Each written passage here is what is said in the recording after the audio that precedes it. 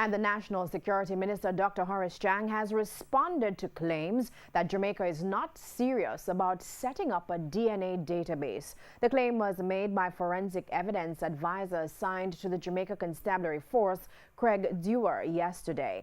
He raised concern about the urgency to set up the DNA database 3 years after the passage of the DNA Evidence Act.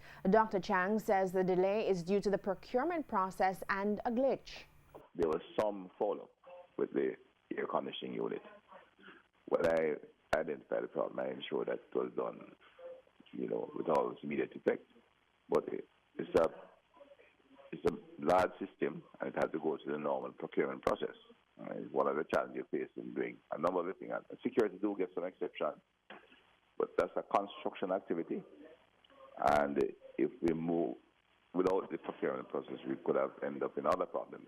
Anyway, it was done, and it is now ready. And I think what they're waiting now is the software that they have agreed to use and are in the process of procuring. Because they have already agreed to the software, they're just awaiting the installation of the software so we can proceed to establish a proper database. He said Jamaica could have a DNA database before the end of the year. Changes have been made at the Institute of Forensic Science and Legal Medicine to accommodate the database. By October, with the operationalize it, because the ventilation system should be ready to be installed at the 3rd of June, which would take about a month. I figure it might take maybe a little more time, and then you can install the hardware and software as required to start operationalizing the center. So if you're doing this financial year, well, you look like October, not the end of the year.